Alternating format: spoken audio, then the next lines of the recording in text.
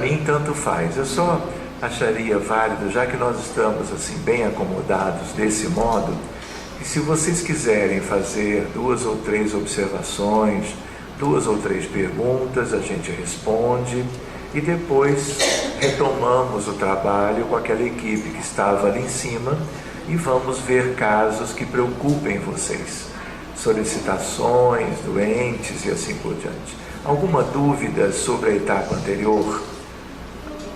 Algum comentário? Algo que não tenha ficado bem compreendido? Agradecer a vocês, porque vocês se comportaram muito bem. Apesar de todo o calor, abriram a porta 20 vezes.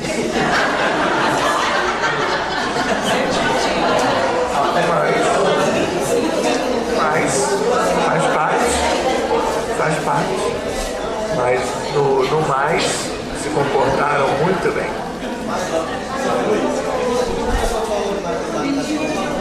Então, a Adriana, que foi o outro microfone? A Adriana tem uma pergunta.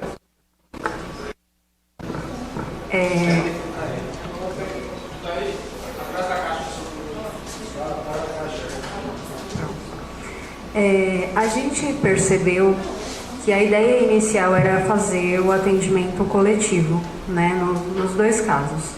Em um, você explicou que não houve essa possibilidade porque houve antecipação, mas no outro também a gente percebeu que não atingiu o objetivo que a gente, pelo menos, esperava, ou talvez que eu esperava, que era fazer todo aquele trabalho, né, que você nos apresentou ontem.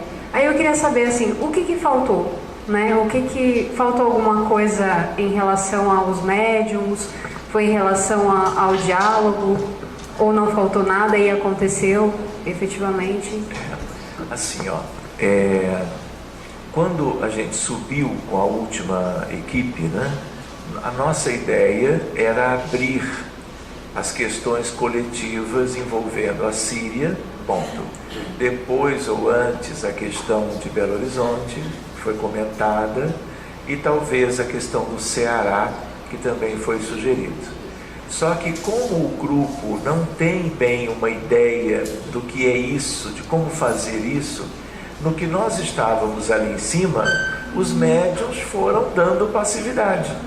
E passividade de espíritos ligados aos casos coletivos A, B e C.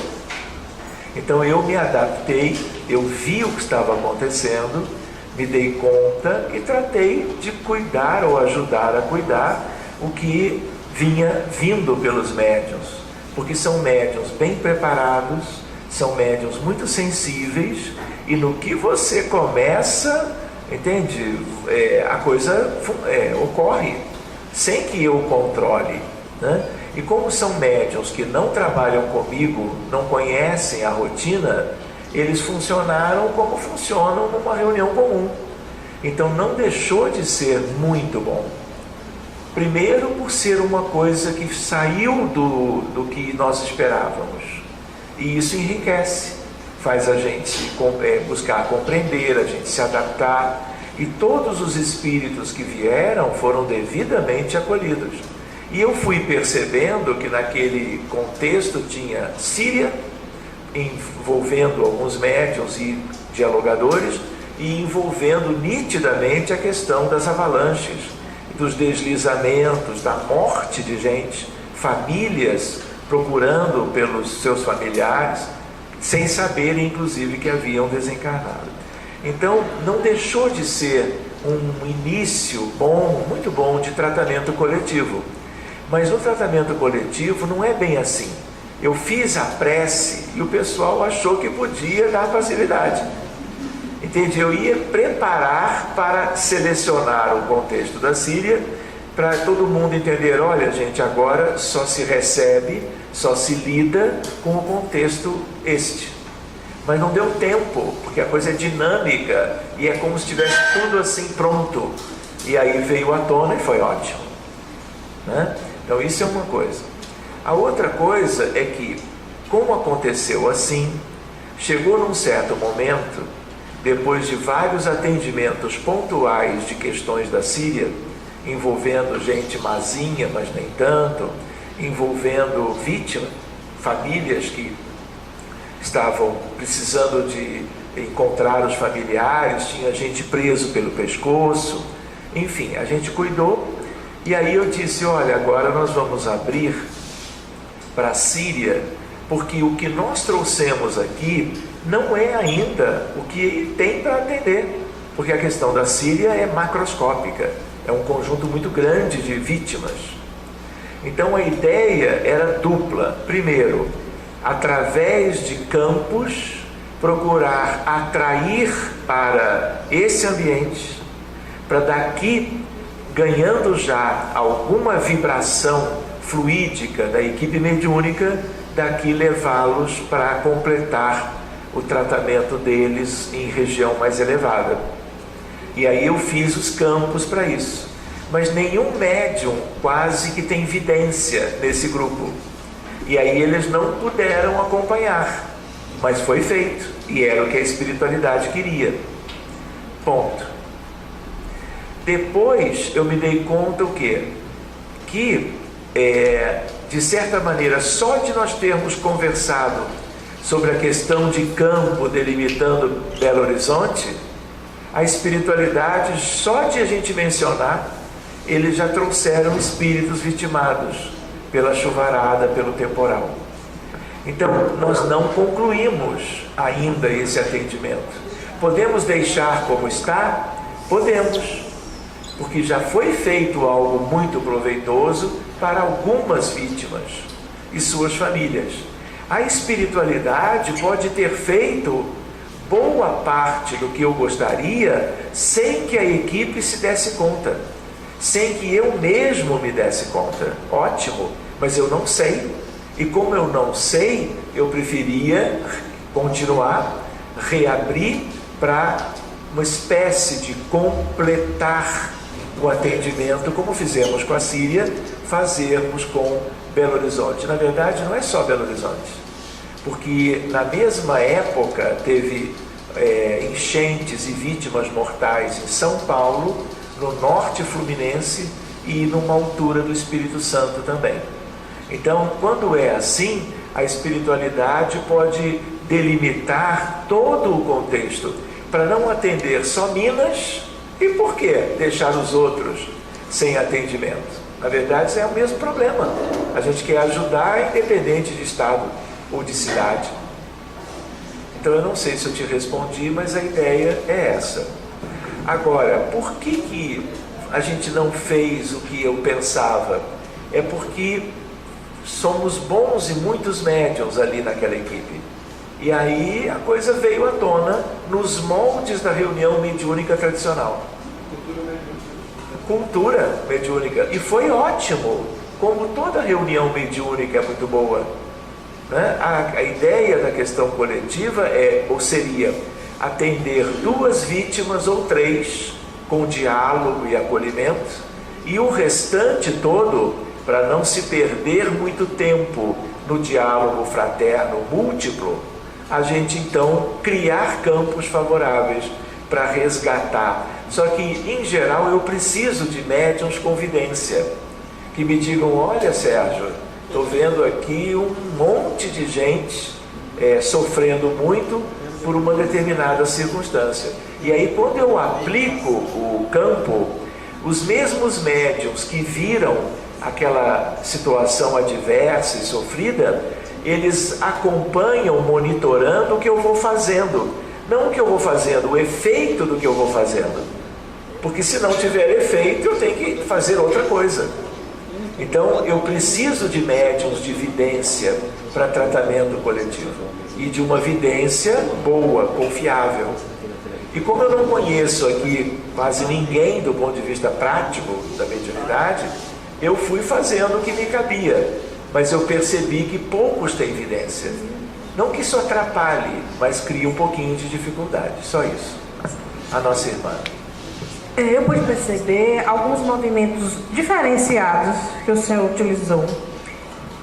Não sei se foi nos casos em que o espírito estava um pouco mais resistente a atender o comando, e também em relação àquela situação que, através do comando, o senhor induzia que ele descesse. Aí eu queria entender melhor por quê, qual a finalidade dessas duas situações. Ótima pergunta. A primeira eu não entendi bem, mas a segunda eu já respondo. Quando o espírito é endurecido, para dizer às vezes pouco, a gente não perde de vista que ele pode ser endurecido, mas ele é humano. Ele tem uma história. E uma história que, somado à última vida, às anteriores, fez com que ele enveredasse por um caminho em que ele vai e transgride as leis de Deus e se encanta com a violência e a morte dos chamados inimigos. Mas isso gera uma condição de refratariedade dos mecanismos de auxílio para ele ou para ela. Então, quando eu percebo isso, e aconteceu aqui hoje, eu preciso, como um puxão de orelhas. Tipo assim, olha, eu vou tentando pelo diálogo, né? O mais amoroso possível, fraterno.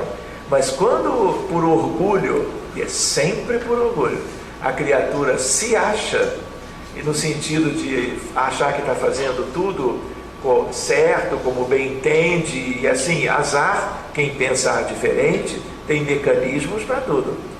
E qual é o interesse? Ajudá-lo. Mas ele apresenta uma limitação que outros não têm.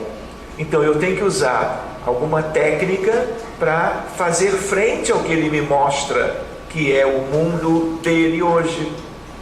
Então qual é a ideia? Como eu sei que se ele permanecer naquele diapasão de frequência pessoal, ele vai sofrer muito, e a gente não quer, mesmo que ele seja hoje um assassino e tenha matado muita gente na guerra da Síria. O que a gente faz? A gente leva ele, primeiro abre. Vocês viram que eu falava de anjo Gabriel? Anjo Gabriel é o anjo da anunciação. Não é pouca coisa, não. Entende? O anjo para chegar a Isabel, que era a mãe de João Batista, para chegar a Maria de Nazaré e falar as duas sobre as suas gestações de João e de Jesus, isso é coisa de anjo.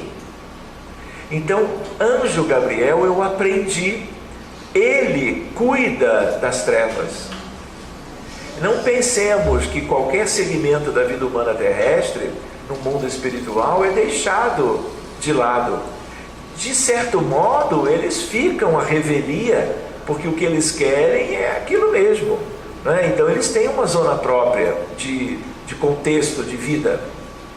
E a gente viu ontem, né? Existe umbral inferior, pelo André Luiz, depois treva superior, média, inferior e abismo. Então há de tudo. E o anjo cuida de tudo a partir do umbral inferior. E aí o que acontece? Eu abro sozinho, mas não é porque eu estou sozinho, é porque eu sei que ele me dá cobertura.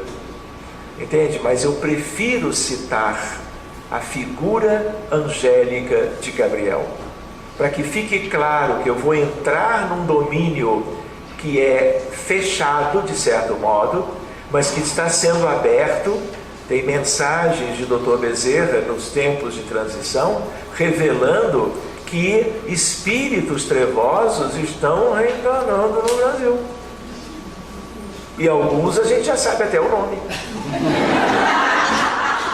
E o cargo, né? Então, o que acontece? Voltando, a ideia qual é? No que eu abro e eu digo, olhe para onde você vai, é do tipo, se você não mudar, é esse o seu lugar. E eu não estou contando uma historinha, entende? E aí eu digo, olha, você vem matando as pessoas. Então esse é o lugar dos assassinos, Às vezes eu não digo esse nome porque é muito pesado. E aí eu vou levando ele para baixo. E é inevitável. Pode ser o espírito que for. Quando ele contata essa realidade, ele vai se sensibilizando, tipo, o que é isso? Tipo, aonde que eu fui me meter? Se eu fiz algo para entrar e permanecer nessa realidade, eu vou tratar de mudar, para sair fora. Então é uma estratégia para sensibilizá-lo. E viu o que aconteceu? Tipo assim, socorro!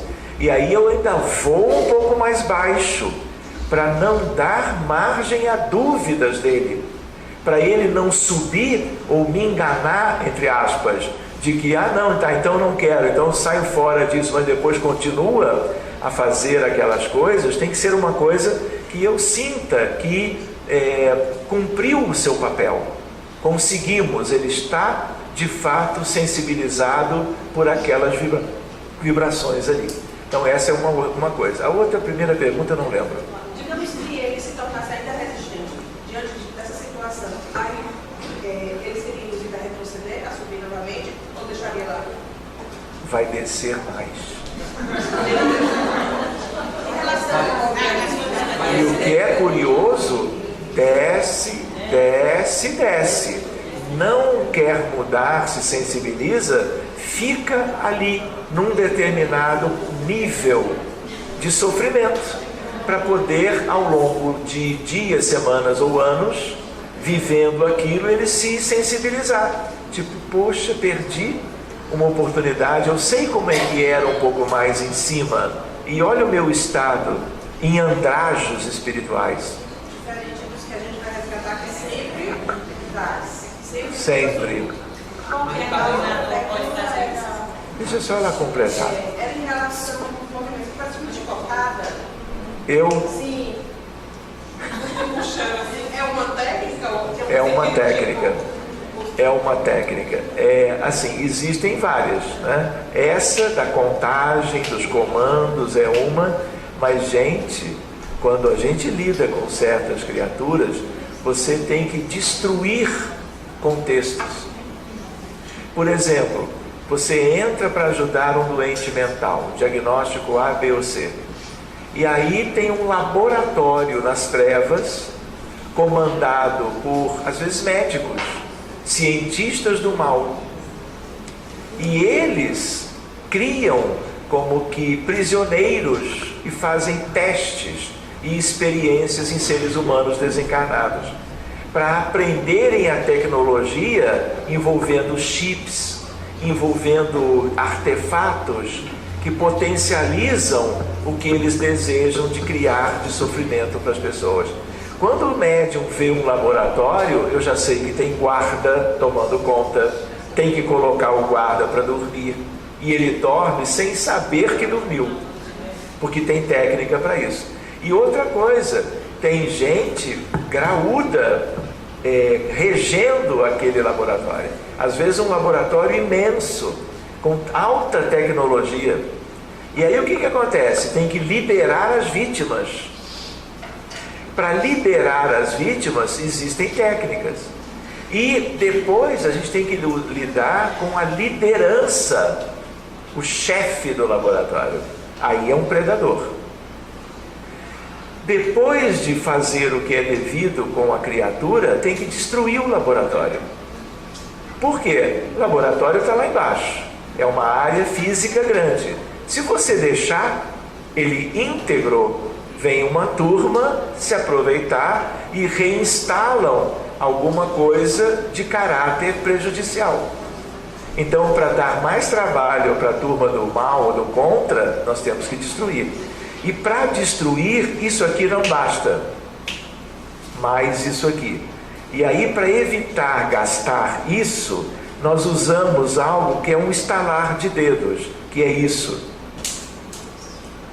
Isso é um explosivo quando eu direciono para o laboratório. É um terremoto que eu causo naquela região. E o laboratório desmorona. Por isso que antes eu tenho que ter certeza que saíram todos, bons e maus. vítimas e algozes. E aí o movimento é mais intenso. Então, para cada questão, o que a gente sabe que vai funcionar. No caso desse DC, você induz o espírito a descer, como é a técnica? O processo dele descer, ou a espiritualidade trabalha e vamos ele falando, mas está descendo. Isso vai sendo orientado. Eu vou pedir a colaboração de vocês, porque tem já uma sequência. A pessoa que está com o microfone é que deve fazer Então, a questão. E depois tem aqui já a Dona Ruth da Lei, tem outra pessoa, tem Ailton na fila. se eu estou conversando, dialogando com aquela entidade, e eu sei que eu preciso descer com ele, basta que eu imponha a mão. E uma voz de comando, que pode ser sem a voz articulada, a palavra articulada, mentalmente eu já estou descendo com ele, induzindo-o, porque ele nessa realidade, ele é frágil, ele pode ser um tirano na guerra, mas nesse ambiente ele não tem como evitar, porque as forças envolvidas, elas são muito bem trabalhadas, entende? Por aqueles que conhecem essas dificuldades humanas. E se ele precisa descer até um certo nível, ele vai descer. Depois, se ele se toca, se sensibiliza, a gente sobe. E olha como eles ficaram bem ainda antes de subirem mais, não é? Mas existem aqueles que vão ficar, até porque lá é o lugar deles. Mas aí a gente desce para regiões mais profundas do que os lugares habituais de onde eles provêm, para eles entenderem e serem tocados por algo de lei. Porque se eles descem, é porque eles têm a ver com a descida. Senão não desce. Eu posso fazer o comando que for, mas lá não é o lugar, nunca foi, nunca será, não vai nem passar por ali, mesmo eu querendo. Mas eu já sei o que eu preciso querer diante de cada entidade, com cada questão. Eu posso opinar, não é uma resposta, mas é uma opinião para ter a própria crítica de Sérgio presente. Duas questões feitas, a tua, Roberto, e alguém chegou a questionar aqui se todo doutrinador pode fazer isso. Eu vou dizer agora a minha opinião. Todo doutrinador pode fazer isso, contanto que estude, conheça e saiba o que está fazendo. Não é fazer porque viu alguém fazendo e vou fazer. É importante a gente entender isso. Se tiver algo a corrigir, Sérgio, por favor, aproveite e corrija. É uma opinião colocada por mim. A questão moral está nisso também. Mesmo sabendo que está fazendo, se tiver moral, ele consegue. Então, eu acho que o nosso irmão tem toda a razão. A pergunta não tinha sido feita para mim, mas agora que eu soube, é claro que nós estamos fazendo algo instrutivo, né? Que demonstra algumas técnicas e tudo, mas ele lembrou muito bem. Vou fazer uma observação, vocês vão me entender. São 40 anos de reuniões mediúnicas, de estudar muito, desde criança. Envolve questões que a medicina me ajudou, envolve questões que a física me ajudou. Então é um kit favorável, eu diria. Então a gente não tem a ilusão de que de uma hora para outra não tem nenhum mistério. Mas se estudar, se dedicar, se ir fazendo devagarinho coisas simples, técnicas simples, você pode testar o resultado, mas é preciso lembrar que técnica e algo ligado à intelectualidade é uma coisa. Nós nunca podemos perder de vista sentimento. O sentimento é tudo. Você está fazendo isso com que objetivo? É algo forte, vamos dizer, mas é por amor. Se você não evitar que ele continue a causar mal para os outros, você não está fazendo alguma coisa de ajuda verdadeira para ele, porque ele vai continuar afundando mais. Então, às vezes, uma coisa mais intensa é altamente recomendável em certos contextos, em outro não. Então, a dosimetria em relação à intensidade, à qualidade do que você coloca em ação é bem importante também, para você não fazer nem de menos, nem exagerar e poder causar qualquer dano ou prejuízo a quem quer que seja. É claro que a espiritualidade, vou contar um exemplo, vocês vão me entender. Às vezes, em contextos que a gente se depara, a gente tem que enviar espíritos para fora da Terra. Transição planetária também é isso, como está no livro. Rudes degredos reeducativos a que fazem jus. Esse processo começou há décadas, vai durar séculos, mas dependendo do que você encontra, o interesse da espiritualidade, e é nítido a partir de médiuns experientes, é que cumpriu o período na Terra. E aí o que acontece? Eu uso, tem outro jeito, a técnica própria para levá-lo para longe e não poder voltar, salvo autorização superior. Então existem técnicas de expulsão do planeta. Assim como aconteceram técnicas semelhantes em Sírios, em Capela, na Terra existem agora. O livro também trata, por isso que eu trouxe esse livro, do princípio da solidariedade entre os mundos que eu comentei ontem. E os mundos mais próximos à Terra são Sírios, Capela e o que vem mais baixo vibratoriamente em relação à Terra. Então a ideia qual é? A ideia é de que há recursos para despedir espíritos do planeta. Mas sempre que eu me vejo quase que na obrigação de proceder assim, eu sempre digo que seja feita a vontade do alto e nunca a minha. Vocês entendem isso? Isso é um acerto com aqueles que nos dirigem. Eu não quero pensar ou tomar uma decisão sendo a pessoa limitada que eu sou. Entende? Eu entendo, já tenho um pouquinho de vivência para fazer isso, mas ele só vai A, B, C ou uma multidão se o alto respaldar, porque aí de verdade é hora da partida. Sérgio, sou Antônio Tucano. A minha dúvida é em relação à comunicação, que você fez a comunicação da Síria, né? E a língua deles é árabe, e a comunicação vem em português. Tem alguma diferença aí? Repara, a comunicação mediúnica, ela é de perispírito para perispírito, de pensamento a pensamento, de mente a mente. Então, é claro que os sírios, ainda mais os que morreram recentemente, de qualquer lado da guerra, só falam sírio. Alguns sírios falam inglês, porque aprenderam na escola, e não falam mais nada, né? Algum dialeto, dependendo da região, tudo isso é válido.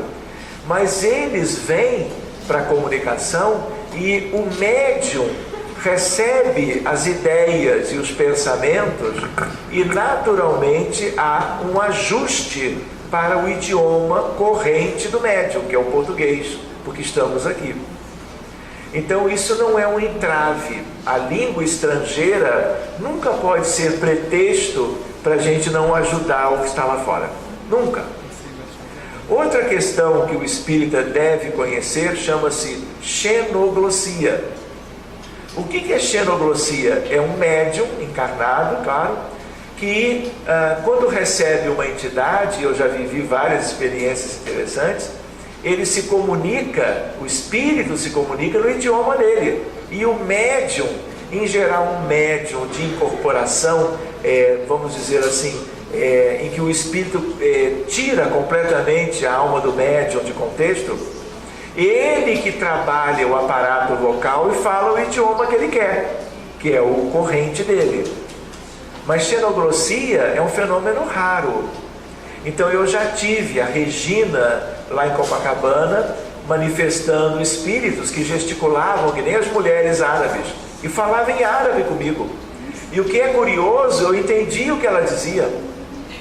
E eu não sei, conscientemente, diria minha avó de novo, patavina de árabe. Mas nós nos comunicávamos. Eu falava em português, ela entendia o que eu queria dizer. Porque a questão oposta também ocorre. Mas então o idioma, gente, não é impedimento.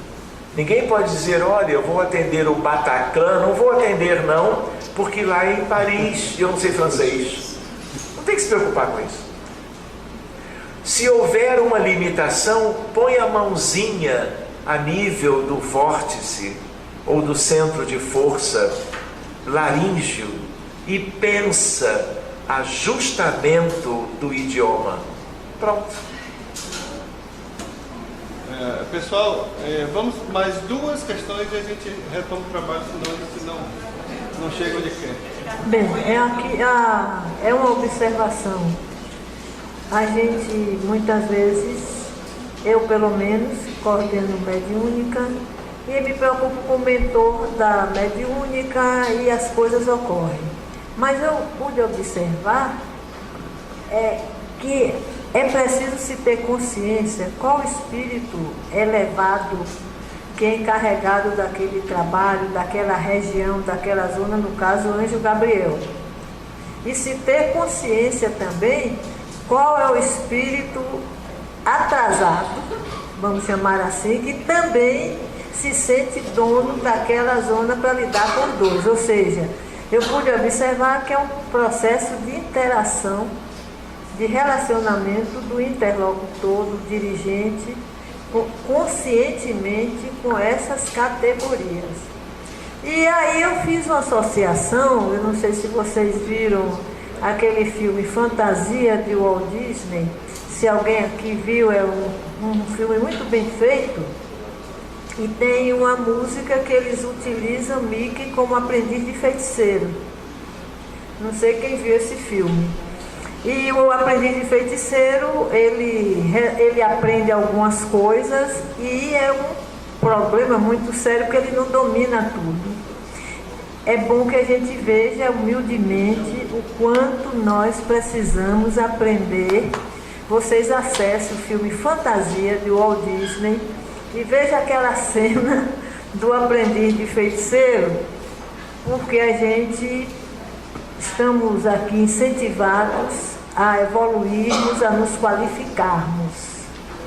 Mas me chama a atenção na consciência do anjo Gabriel, que é o coordenador da elevação dessas zonas perigosíssimas, e o respeito também, o saber lidar com o espírito que se sente o dono daquele reduto. É isso. Muito bem, Ruth.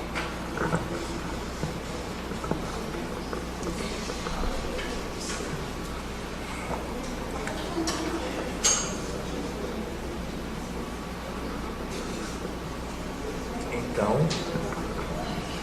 tem mais uma pergunta?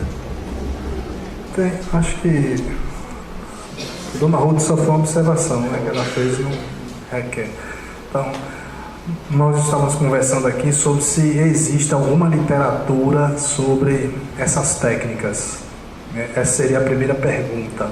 Uma outra pergunta seria o seguinte, até aquilo que eu estava conversando ontem, sobre os processos kármicos. Como ficariam esses processos quando a pessoa está ainda, o espírito encarnado, se há uma intervenção direta naquela patologia, já que ele precisava passar por isso, tal. Claro que nós acreditamos nas leis universais e nada acontece sem a vontade do Pai, né? Mas eu gostaria que você fizesse um comentário sobre isso. E existem casos, por exemplo, no livro de Dona Ivone fala muito sobre isso, né? Casos que não são resolvidos nessa existência. Eu gostaria que fizesse um comentário sobre isso. Esse é um comentário de Dona Ivone no livro Recordações da Mediunidade. É até o caso lá do padre, né, que não foi resolvido naquela existência. Então eu gostaria que fizesse esse comentário. Muito bem, a primeira pergunta foi referências a respeito das técnicas. Algumas dessas técnicas são nitidamente de algo que nós chamamos de apometria. Então, a apometria surgiu com um psiquiatra de língua hispânica que chamou o desdobramento induzido por um terapeuta para criar condições de cuidar de contextos espirituais. Ele chamou inicialmente de hipnometria. E Dr. Lacerda o assistiu no Congresso de Espiritualidade e achou que devia, com o seu grupo mediúnico no Hospital Espírita de Porto Alegre, desenvolver essas técnicas. Então, na verdade, Dr. Lacerda é o grande pesquisador, desenvolvedor de técnicas de abordagem para casos delicados, como tão frequentemente temos hoje. Então, o livro se chama, anotem, Espírito e Matéria, Novos Horizontes para a Medicina, José Lacerda de Azevedo. Depois ele publicou um segundo livro, menorzinho, Energia e Matéria, também, portanto, da autoria dele. Esses livros estão em língua portuguesa, eles esgotaram, mas já foram reeditados. Dependendo da época, talvez você não encontre para vender, né? Para você comprar. Então, às vezes você encontra em sebo. Tem disponível atualmente. Então, se existe um livro que nós podemos sugerir para quem queira se familiarizar melhor com essa forma de abordar as questões, o livro é o primeiro aquele. Espírito e Matéria, Novos Horizontes da Medicina, José Lacerda de Azevedo. Agora, a gente lembra que isso não é para principiante. Isso é para quem já é espírita, para quem já está familiarizado em acompanhar ou funcionar em reuniões mediúnicas, como dizia Kardec, reuniões mediúnicas sérias. Isso não é uma coisa para curiosidade, entende? É uma coisa para você conhecer e entender melhor, já que eu vindo, por exemplo, a prioridade foi outra, mas de uma outra vez nós podemos fazer um curso destas técnicas, desde que seja do interesse geral, né? Para que vocês se familiarizem com isso também, com detalhes disso. O que é dialimetria? O que é ressonância com o passado? Então, isso aí, tem várias técnicas. Pois bem, a outra questão que você formulou é a questão, qual foi mesmo? A questão do karma. Sobre os processos kármicos. Isso.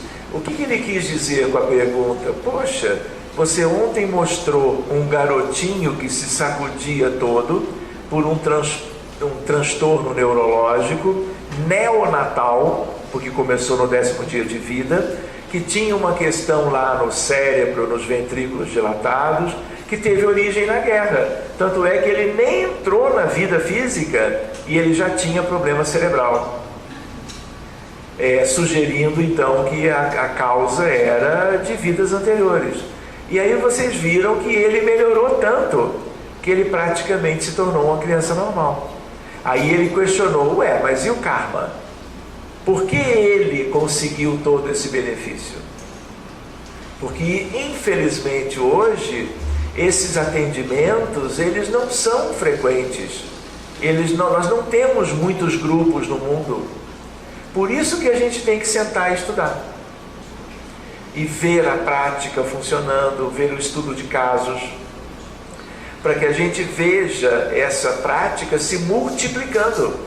Porque quanto mais equipes preparadas para isso, mais socorro, mais ajuda vai se prestando a espíritos, família, coletividades, como vocês estão vendo agora, nesses dias, não é? Então, o que acontece? Por que aquele menino que tinha feito um determinado mal, por que o karma dele foi abreviado? Por merecimento, é lei. E aí a gente lembra que quando ele veio já como um rapazote, e eu pude conversar com ele naquela oportunidade de, por ideoplastia, formar um cérebro novinho para dar para ele esse cérebro novo, gerar um benefício no cérebro original dele, né? Isso tudo tem a ver com merecimento. A maioria de casos parecidos não chegam. Quantos dos microcéfalos do Nordeste tiveram chance de ser beneficiados num atendimento melhorzinho? Entende? Então isso tem a ver com uma questão que a gente comentou ontem, do arrependimento à reparação. Então, se há o arrependimento, quanto mais precoce ele isso abre perspectivas do caso chegar a algum grupo que possa ajudá-lo a reverter aquele prejuízo que seria muito maior se deixado fluir sem atendimento. Infelizmente, ainda prepondera esse karma, né, ainda gerando tantos prejuízos e sofrimento. Então, isso tem duas questões. A questão de grupos capacitados, que possam atender mais e melhor, e também o merecimento de cada enfermo, cada paciente, que nem todos têm. Ainda terão de futuro. E às vezes precisarão viver um período longo na vida física, até que outros aspectos sejam ou lhes sejam favoráveis. Ok. Deixa para depois? Então, como combinado, as duas já aconteceram, então vamos voltar ao trabalho. Lembrando que nós estamos quase às 19 horas. Então, mais uma vez, é preciso priorizar o que nós vamos fazer. Sérgio, o que é que você... Bem, eu acho que, assim, aquilo que foi feito há pouco foi altamente proveitoso. E foi uma forma da gente sentir um pouco o gostinho do tratamento coletivo, mesmo tendo saído de como as coisas poderiam acontecer se tivéssemos médiums com vidência acurada. Ponto. Então, a outra alternativa são duas. Ou a gente tenta retomar questões coletivas, ou então a gente usa o tempo para ir cuidando de casos individuais novamente. Pelo visto, é o que é a preferência.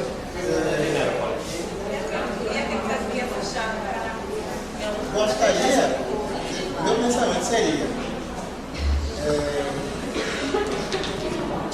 consultar, ver se realmente tem necessidade de uma questão de Minas Gerais, de conferência, não tem por que não fazer, é pouco tempo, não vai ser 1 hora nem 2.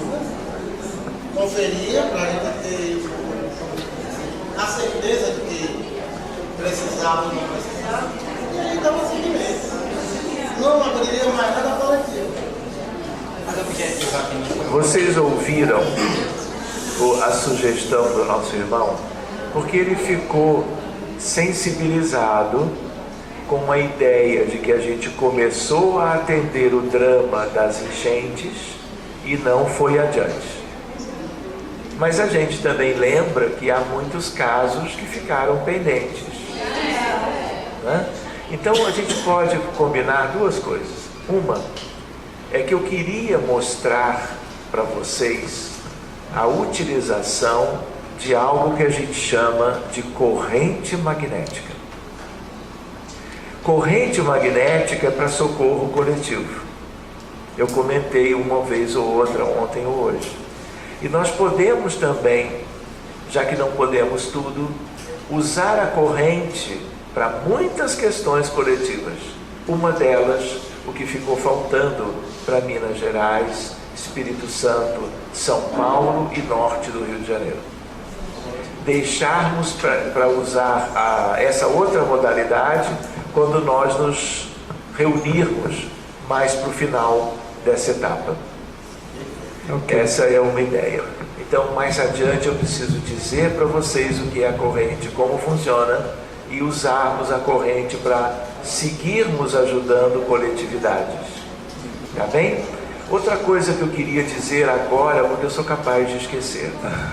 Há 3 anos atrás, me veio como uma intuição para que eu criasse um grupo de prece pela humanidade. Posso? Só organizando aqui. E aí qual é a ideia? Todos os domingos, como amanhã, às 18 horas, no Canadá é 2 horas antes, e na Dinamarca são 4 horas depois. Então nós começamos meia dúzia de pessoas, entre brasileiros e portugueses, de uma aldeia de Portugal, onde dirigentes espíritas amigas começaram a proposta comigo. E aí qual é a ideia? Todos os domingos às 18 horas nós ficamos 20 a 30 minutos em prece. Eu em minha casa ou onde eu estiver e puder transmitir. É um grupo fechado de WhatsApp que tem esse nome: Prece pela Humanidade. Qualquer um de vocês que queira participar, é só pedir. Eu sou administrador do grupo. É só pedir para entrar. Mas não é entrar só para receber, vamos dizer, benefícios da oração coletiva. É para participar, para estar presente às 18 horas no horário de Brasília, cuidando, e aí eu vou lembrando da Síria, dos náufragos, vou lembrando dos suicidas do Brasil e do mundo, das crianças autistas, dos doentes com depressão e risco de suicídio. Então tudo que eu vou me lembrando, eu vou pedindo ajuda. E quem está em seu lar, entra 2, 3 minutos antes das 18 horas e, se quiser, naquele domingo, acompanha. Mas não é acompanhar para buscar benefício próprio. A ideia é de somar para a humanidade. Então estão todos convidados. Quando vocês encontrarem, escrevendo na lupinha do Facebook, Prece pela Humanidade, vocês vão ver um garotinho simpático com as mãozinhas postas numa fotografia preto e branco. É só pedir para entrar. E aí eu vou incluir quem pedir, naturalmente. A ideia qual é? A ideia de cada um de vocês que tem seus casos, tem familiares, conhecidos, colegas com problemas médicos, problemas espirituais, emocionais. Vocês, cada um pode ter um caderno. Vejam a nossa irmã Ruth, ela conseguiu um caderno de capa azul só para esse encontro. E ela está desde ontem anotando. Cada um pode ter o seu caderno. E aí coloca domingo, dia 24 de fevereiro, por exemplo. Na verdade, amanhã já é dia 1º de março. E aí coloca o nome de todo mundo que vocês querem que a espiritualidade ajude, atenda, beneficie.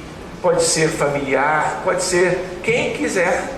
que vocês queiram incluir. Então cada um vai ter o seu bloquinho, o seu pedaço de papel e vai atualizando a cada domingo.